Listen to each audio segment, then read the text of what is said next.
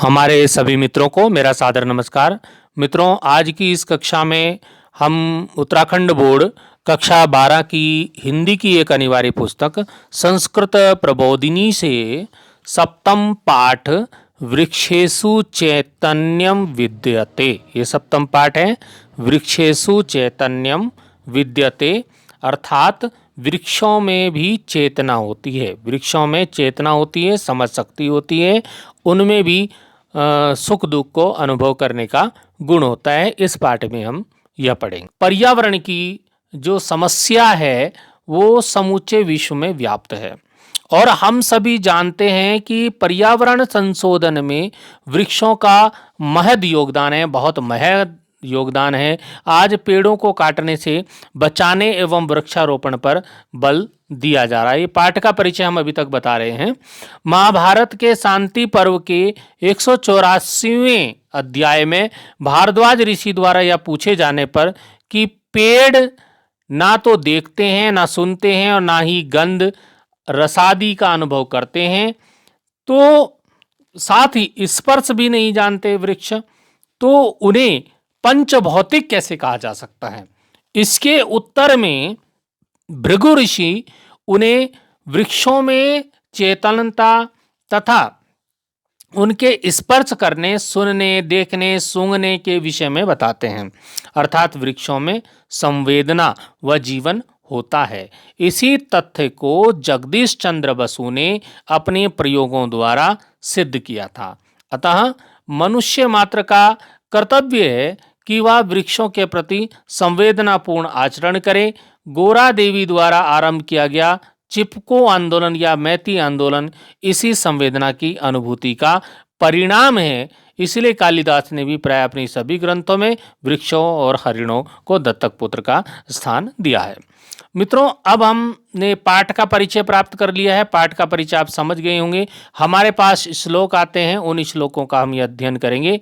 ये महाभारत जो शांति पर्व है उसके 184वीं जो अध्याय है वहाँ से ये लिया गया है। यहाँ पर लिखा है सा पर्व, यानी कि महाभारत शांति पर्व 184 अध्याय से लिया गया है। तो आप देखिए, हमारे पास जो पहला श्लोक है उसको हम देखेंगे। पहला श्लोक आपके सम्मुख है, देख लीजिए। पहला श्लोक हमारे सम्मुख है। उष्मतो मलायते वन त्वक फलम पुष्पम एव च मलायते शीर्यते च अपि स्पर्शस्तेन न अत्र विद्यते।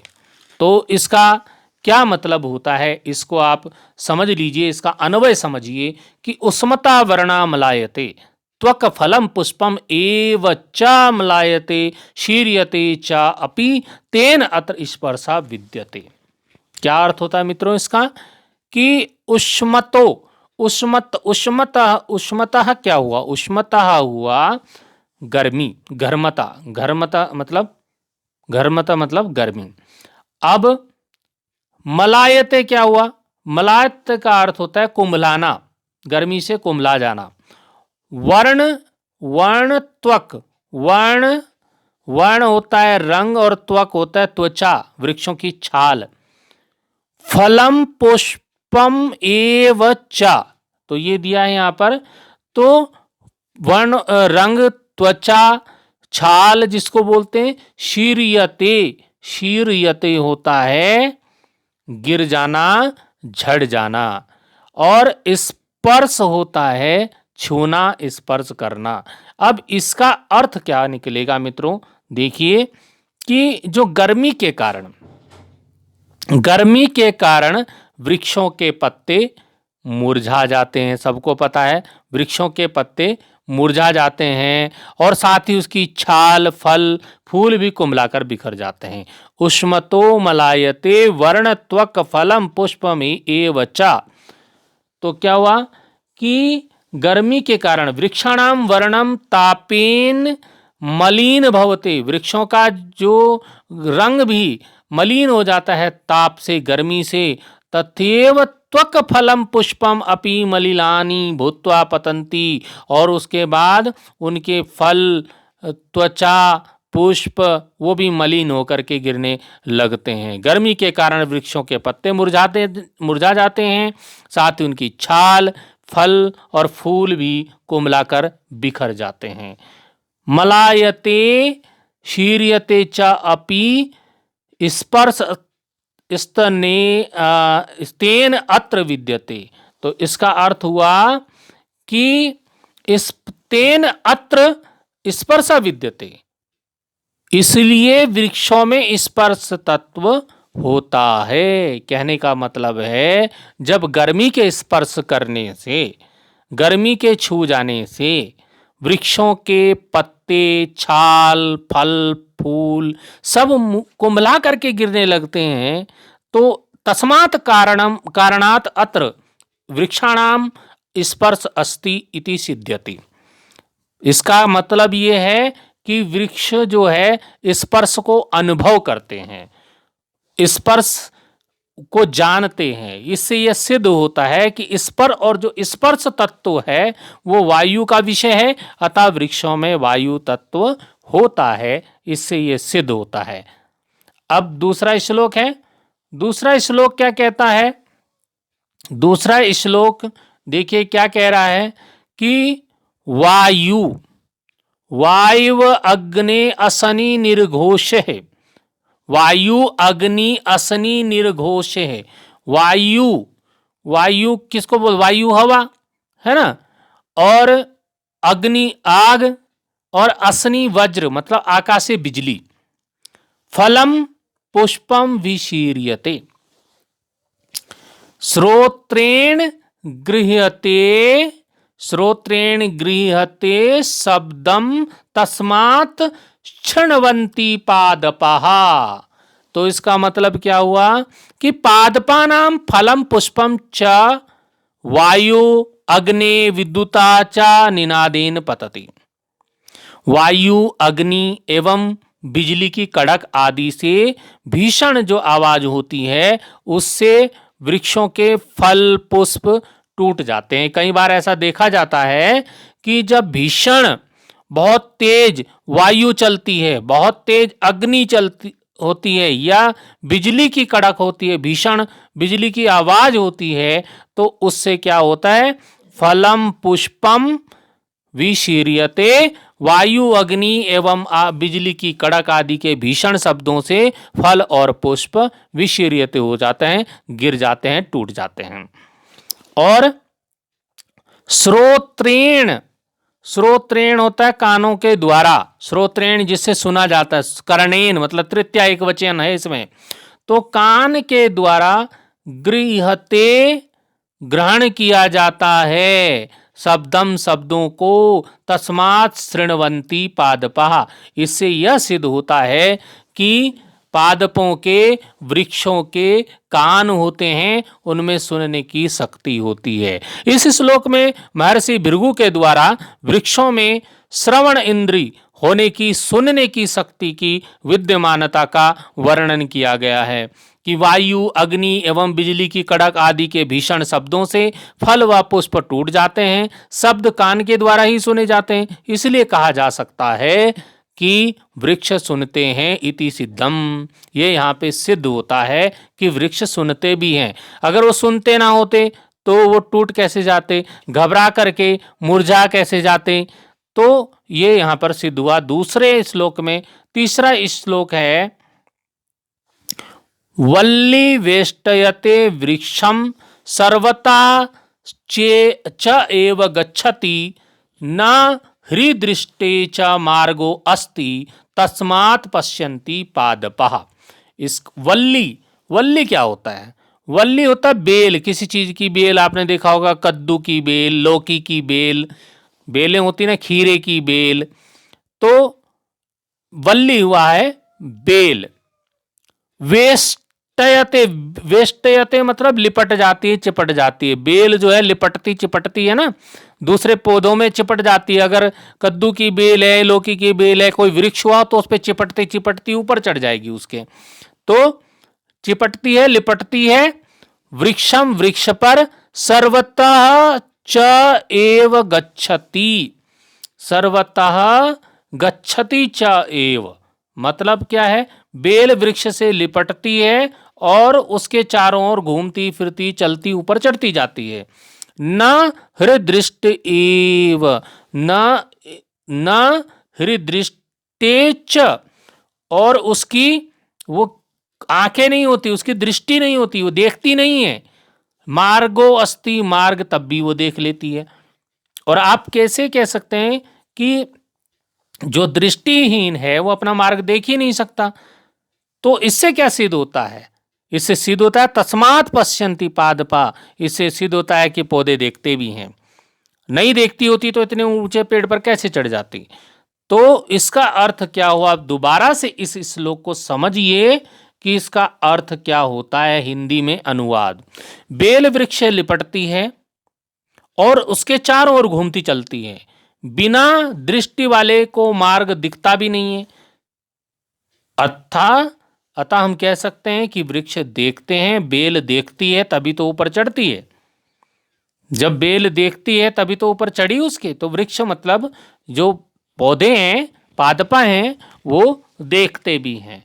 तो इसका मतलब ये हुआ कि वल्ली, लता, बेल वृक्षस्य वेष्टनम करोति, वृक्ष पर लिपटती है, चिपटती है। सा लता वृक्षम हरिता गत्वा वृक्षम वेष्टति, और वो लता जो है वृक्ष के परितः, वृक्ष के चारों ओर घूमते घूमते घूमते वृक्ष पर चढ़ जाती है। और दृष्टिहीना वल्ली कथम एतत् कर्तुम शक्नोति, दृष्टिहीन वो बेल कैसे ऐसा कर सकती है? सा मार्ग दृष्टवा एव वृक्षम परिवेष्टयति, वो मार्ग को देख करके वृक्ष पर चढ़ जाती है। अनेन सिद्ध्यति यत पादपा पश्यन्ति अपि, इससे सिद्ध होता है कि वृक्ष जो है देखते भी हैं। चौथा श्लोक हमारे सम्मुख है। पुण्य अपुण्ये स्तता गंधेर धूपेश्च विविधेर अपि अरोगा पुष्पिता संति तस्मात् जिग्रन्ति पादपः। अब इसका क्या अर्थ होता है ये समझिए। पुण्य अपुण्य स्तता, पुण्य अपुण्य, पुण्यों और अपुण्यों से, गंधेर धूपेश, गंध और धूप, विविधे अनेक प्रकार के। तो वृक्ष जो है पुण्यों और अपुण्यों अर्थात अनेक प्रकार की गंधों और धूप इत्यादि से अरोगः, निरोग, अरोगा मतलब जो रोग ना हो, निरोग, पुष्पिता संति, पुष्पित होते हैं, निरोग रहते हैं और पुष्पित होते हैं। तस्मात् जिग्रन्ति पादपः, इससे ये पता चलता है कि पादप जो हैं, पौधे हैं, वो सूंघते भी हैं। तो इसका अर्थ ये हुआ कि पुष्पिता पादपः पुण्य अपुण्य विविध प्रकार के गंधे धूपे च अरोगः भूत्वा पुष्पन्ति फलन्ति च। कहने का अर्थ ये है कि जो वृक्ष होते हैं वो जो गंध होती है, अच्छी गंध बुरी गंध, समझ लीजिए, अच्छी गंध और बुरी गंध, पुण्य अपुण्य मतलब पवित्र गंध अपवित्र गंध। तो पुष्पिता पादपा, जो पुष्पित पौधे हैं, वो पवित्र और अपवित्र गंध को सूंघ लेते हैं, धूप को समझ लेते हैं। इसी प्रकार से क्या होते हैं, वो पुष्पित होते हैं और फलित होते हैं, वो अच्छी और बुरी गंध को जानते हैं। वृक्ष पुण्यों और अपुण्यों अनेक प्रकार की गंधों और धूप इत्यादि से निरोगी रहते हैं और पुष्पित होते हैं। इस प्रकार ये सिद्ध होता है कि पादप जो है वो जिग्रंती करते हैं। जिग्रंती मतलब सूंघते हैं, जिग्रंती होता है सूंघते हैं। अब पांचवा श्लोक हमारे सामने है। पांचवा श्लोक देखिए। पादै सलीन पानाश्च व्याधीनाम चापी दर्शनात् व्याधि प्रतिक्रिये त्वाच विद्यते रसनम द्रुमे। तो इसका क्या अर्थ हुआ? पादई सलील पानाच, जो पादई मतलब जड़ों से, जड़ों से, अपनी जड़ों से, अपने पैर, पैर मतलब जड़, तो अपनी जड़ों से पौधे सलील पानाच, सलील को पीते हैं, मतलब पानी पीते हैं, जल पीते हैं। जड़ों के द्वारा जल पीने से व्याधि नाम चापी दर्शनात्, तो व्याधि नाम मतलब रोगाणाम दर्शनम भवति। अपनी जड़ों के द्वारा जल पीने के कारण, रोगों के दिखाई पड़ने के कारण तथा रोगों के उपचार के कारण। जब मतलब कहने का ये है कि पौधे अपनी जड़ों से पानी पीते हैं और उससे अगर उन्होंने कुछ गलत पानी पी लिया तो उससे वो बीमार अगर दिखाई दिए तो व्याधि प्रतिक्रियत्वाच्, तो व्याधि के प्रति, बीमारी के प्रति, रोगों की प्रतिक्रिया होने से, प्रतिक्रिया करते हैं वो, जब उनको रोग हो जाता है पौधे को तो वो कुछ प्रतिक्रिया करते हैं। उस प्रतिक्रिया से भृगु जी ये कहते हैं कि विदते रसनम द्रुमे, इससे यह पता चलता है कि उनमें क्या होता है, उनमें स्वाद लेने की शक्ति होती है। रसनम होता है स्वाद लेने की शक्ति। तो यदि वो बीमार है पौधे और बीमार पौधों की चिकित्सा की जाए, उनका इलाज किया जाए तो वो ठीक भी हो जाते हैं।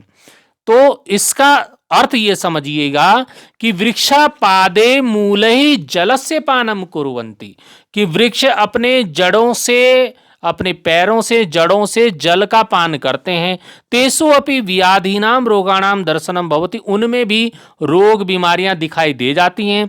तदा तेषाम मूले औषधम, यदि उनके जड़ों में औषधि दवाई डालें, जो पौधों की दो दवाइयां होती हैं वो दवाइयां डाल दी जाएं तो क्या होगा, तेषाम चिकित्सा क्रियते, उनकी चिकित्सा हो जाएगी। और तस्मात् ज्ञायते, उससे ज्ञात होता है कि जो पौधा है, द्रुम है, वृक्ष है, उसमें रसन इंद्री होती है, स्वाद लेने की शक्ति होती है। रसन इंद्री के अभाव में जल पीना, रोगों की नाशकारी औषधियों को पीना असंभव है। कहने का मतलब पौधा जल भी पीता है और यदि बीमार हो जाए पौधा और पौधे के जड़ में अगर दवाई डाली जाए तो उस दवाई को भी पीता है और जिससे वो ठीक हो जाता है। तो इससे मतलब ये है कि पौधे में रसन इंद्री होती है।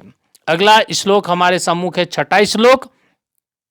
वक्त्रेण उत्पलानेन, वक्त्रेण उत्पलानेन, वक्त्रेण होता है मुखेन, मुख, तृतीया विभक्ति है, तृतीया एक वचन रूप है, मुख द्वारा, मुख द्वारा उत्पलानेन, उत्पलनालेन, उत्पलनालेन मतलब उत्पलनालेन होता है पंकज के नालेन, पंकज मैंने कमल, कमल की नाल, इसका मतलब हुआ कमल की नाल।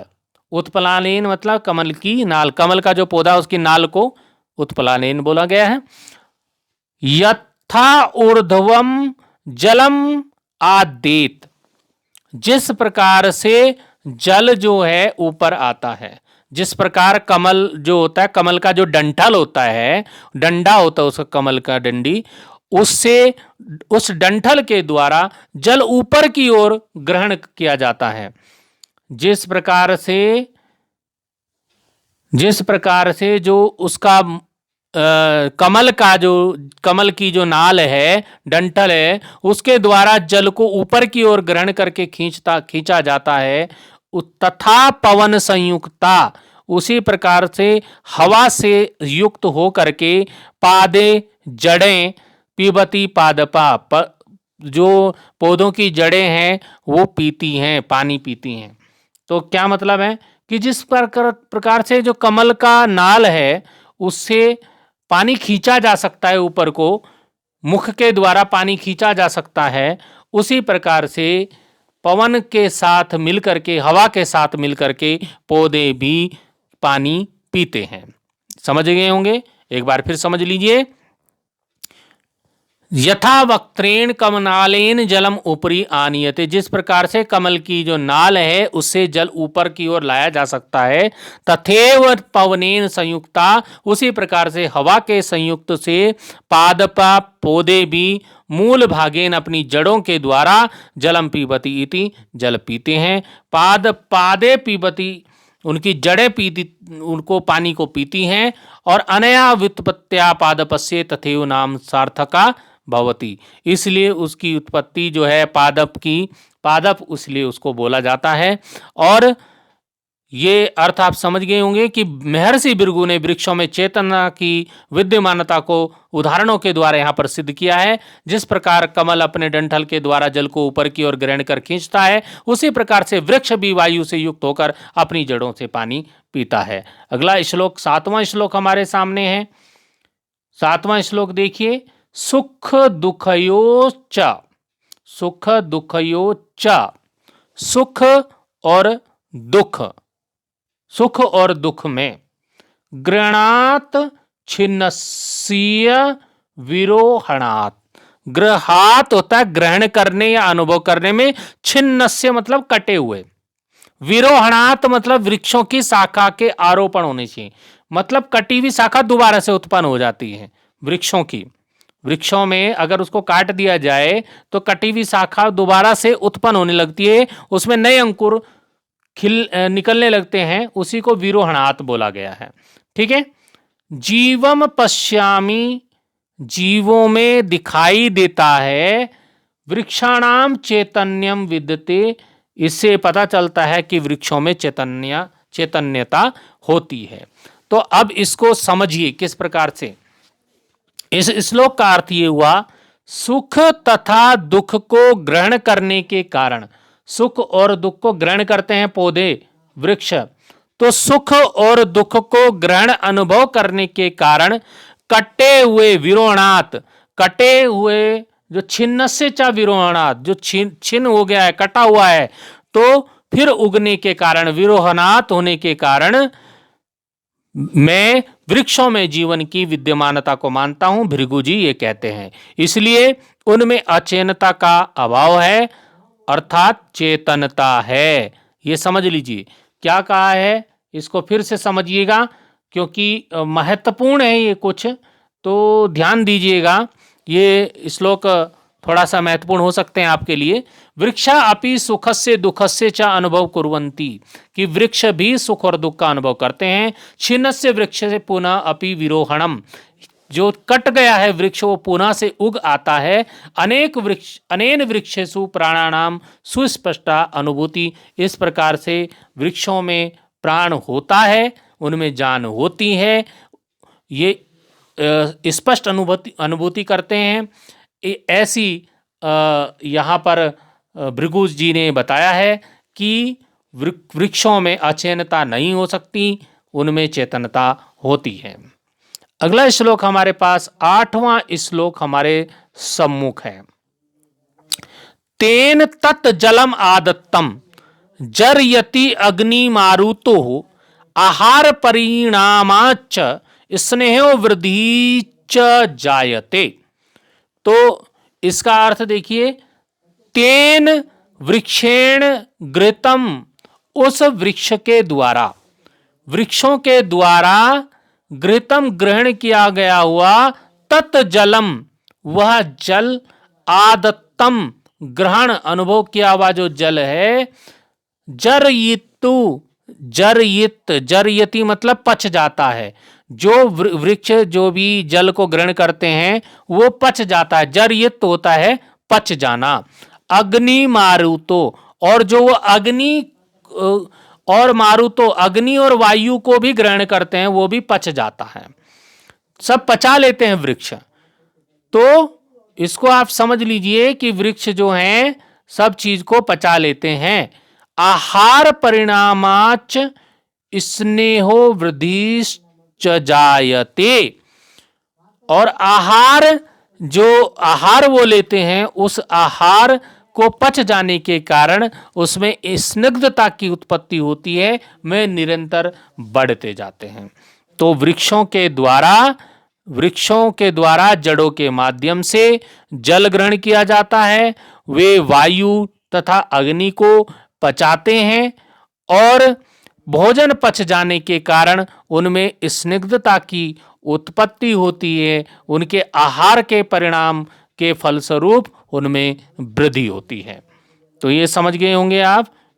यहां पर भृगु द्वारा वृक्षों में चेतनता को सिद्ध करने के लिए उनके द्वारा वायु एवं अग्नि को पचाने का प्रमाण प्रस्तुत किया गया है कि तेन वृक्षेण, उन वृक्षों के द्वारा गृहित किया हुआ जल अग्नि वायु वो पच जाता है। और भोजन से सम्यक पाचनेन, जब भोजन अच्छे प्रकार से वृक्ष पचा लेगा तो क्या होगा, उससे उसमें मिश्रणता यानी कि वृद्धि होगी।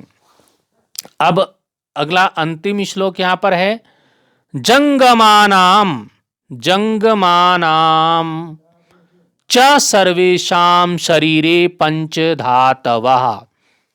जो भी गतिशील प्राणी हैं, जो भी प्राणी हैं गतिशील प्राणी, उनमें सर्वेषां शरीरे पंच धातुवा, उन सबके शरीर में 5 धातुएं होती हैं।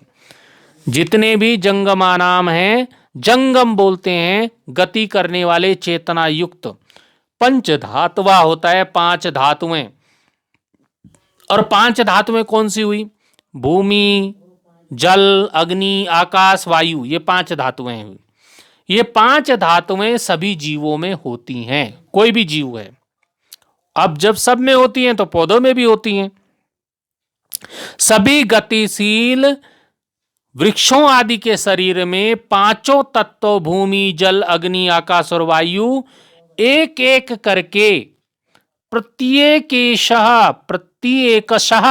प्रतिधन एकशः प्रत्येक एक एक करके प्रभिद्यन्ते होता है पृथक पृथक दृष्टिगत होते हैं। ये शरीरम विचेष्टते होता है चेष्टा करता है। महर्षि भृगु जी के द्वारा वृक्षों की गतिशीलता का वर्णन यहाँ पर 5 तत्वों की विद्यमानता को सिद्ध करते हुए यहाँ पर किया है। इस श्लोक में उन्होंने ये बताया है कि सभी गतिशील वृक्षों आदि के शरीर में 5 तत्व भूमि जल अग्नि व आकाश वायु एक एक करके प्रत्येक पृथक पृथक दृष्टिगत होते हैं, जिनके द्वारा शरीर चेष्टा करता है अर्थात गतिशील रहता है। तो आप समझ लीजिए कि सर्वेषां जंगमानां गतिशीलानां प्राणिनां शरीरे पंच धातवा, सभी जो गतिशील प्राणी हैं उनमें 5 धातुएं होती हैं, जो मैंने बताई 5 धातुएं। और ते मूल तत्वानि प्रत्येकशः पृथक भवन्ति, ये मूल तत्व प्रत्येक में अलग अलग होते हैं। तेषां पंचभूतानां सहयोगेन, और इन 5 भूतों के 5 तत्वों के सहयोग से शरीरम चेष्टा करोति, शरीर चेष्टा करता है, उसमें चेतना होती है अर्थात गतिशीलम भवति, वो गतिशील होता है। इसलिए यहाँ पर हमारे पूर्वजों ने इन श्लोकों के माध्यम से महाभारत के समय ही ये सिद्ध कर दिया था कि वृक्षों में भी चेतना होती है। तो आप इनको अच्छी प्रकार से समझ गए होंगे। इन जो ये श्लोक हैं इनका हिंदी जो अर्थ है वो आपकी पुस्तक में भी दिया है। मैं अभी पुस्तक देख रहा था तो पुस्तक में भी यह अर्थ दिया हुआ है। आप पुस्तक से इस अर्थ को अच्छी प्रकार से समझ लीजिएगा, जो मैंने समझाया उसको समझने का प्रयास कीजिएगा। फिर भी कुछ समझ में नहीं आया हो तो पुस्तक से ज़रूर इसको देखिएगा, आपको अच्छी प्रकार से समझ में आएगा। एक बार पढ़ने से नहीं आएगा, बार बार जब आप इसका अभ्यास करेंगे तो अवश्य ही आ जाएगा। आप समझ लीजिए, पहला श्लोक जो है उसका अर्थ में एक बार फिर से श्लोक का अर्थ बता देता हूँ। इसका अनुवाद ये है कि गर्मी के कारण वृक्षों के पत्ते मुरझा जाते हैं और साथ ही छाल फल फूल भी कुम्हलाकर बिखर जाते हैं, इसलिए वृक्षों में स्पर्श तत्व होता है, वायु तत्व होता है। दूसरा जो श्लोक है उसका अर्थ क्या होता है, दूसरे श्लोक का अर्थ समझिए कि दूसरा श्लोक ये कहता है कि वायु अग्नि एवं बिजली की कड़क आदि के भीषण शब्दों से फल और पुष्प टूट जाते हैं। शब्द कान के द्वारा ही सुने जाते हैं, इसलिए कहा जा सकता है वृक्षों के भी कान होते हैं, वो भी सुनते हैं, तभी तो वो हवा आग बिजली आदि की कड़क से मुरझा जाते हैं, गिर जाते हैं, टूट जाते हैं। अगला जो श्लोक था उसका क्या अर्थ है, उसका ये अर्थ है मित्रों कि जो बेल होती है वो बेल वृक्ष से लिपटती है, उसके चारों ओर घूमती चलती है। बिना दृष्टि वाली बेल को मार्ग कैसे दिखता है, इसका मतलब उसकी आंखें हैं, वो बेल आंखें अपनी आंखों से देखती है अर्थात इससे यह सिद्ध होता है कि वृक्षों की देखने की शक्ति भी होती है। अगला श्लोक, जो चौथा श्लोक जो है, इसका मैंने अर्थ बताया था। फिर भी मैं हिंदी अर्थ एक बार फिर आपको यहाँ पर बता देता हूँ। चौथे वाले श्लोक का अर्थ है कि वृक्ष पुण्यों और अपुण्यों तथा अनेक प्रकार की गंधों, धूप इत्यादि से निरोग और पुष्पित होते हैं। इस प्रकार इससे सिद्ध होता है कि वृक्ष सूंघते हैं, उनमें सूंघने की शक्ति होती है। पांचवा जो श्लोक है उसका यह है कि वृक्ष जो है अपनी जड़ों से पानी को पीता है, दवाई को भी पीता है, तो और वो ठीक हो जाता है दवाई पीने से। तो क्या है, अपनी जड़ों द्वारा जल पीने के कारण, रोगों के दिखाई पड़ने के कारण तथा रोगों के उपचार के कारण वृक्ष में स्वाद लेने की शक्ति है, रसन इंद्रिय उसमें है, और उसी के कारण रोगों की जो औषधियां हैं, जब किसान अपने पौधों के जड़ों में औषधि डालता है तो वो वृक्ष, वो पौधा ठीक हो जाता है। अगला जो श्लोक है वो श्लोक क्या कहता है, श्लोक नंबर 6 कहता है कि जिस प्रकार कमल अपने डंठल के द्वारा जल को ऊपर की ओर ग्रहण करता हुआ खींचता है, उसी प्रकार से वृक्ष भी वायु सहित होकर अपनी जड़ों से पानी पीता है। अगला जो श्लोक है मित्रों, वो श्लोक 7वां श्लोक क्या कहता है, इसको समझिए। 7वां श्लोक कहता है कि 7वां श्लोक सुख दुख योश्च ग्रहण छिन्न से चा, अभी मैंने इसका अर्थ आपको बताया। 7वां श्लोक कहता है सुख तथा दुख को ग्रहण अनुभव करने के कारण, कटे हुए वृक्ष के सिर से उगने के कारण मैं भृगु वृक्षों में जीवन की विद्यमानता को मानता हूँ, इसलिए उनमें अचेतनता का अभाव और अर्थात चेतनता होती है, क्योंकि वो जो है सुख दुख को अनुभव करते हैं और कटा हुआ भाग दोबारा से उगाता है, तो इससे यह पता चलता है कि उनमें चेतनता होती है। 8वां श्लोक का हिंदी अनुवाद क्या कहता है कि वृक्षों द्वारा जड़ों के माध्यम से जल ग्रहण किया जाता है और वे वायु तथा अग्नि को पचाते हैं। भोजन पच जाने के कारण उनमें वृद्धि होती है और निरंतर बढ़ते रहते हैं। 9वां श्लोक कहता है कि सभी गतिशील वृक्षों आदि के शरीर में 5 तत्वों भूमि, जल, अग्नि, आकाश, वायु एक एक करके पृथक पृथक दृष्टिगत होते हैं, जिनके द्वारा शरीर चेष्टा करता है और गतिशील रहता है। इसलिए हम कह सकते हैं कि वृक्षों में चेतनता होती है, वृक्षेषु चैतन्यम विद्यते। तो इस प्रकार से ये पाठ आप समझ गए होंगे। अगले वीडियो में हम इस पाठ के प्रश्नोत्तर लेकर उपस्थित होंगे। तब तक के लिए धन्यवाद।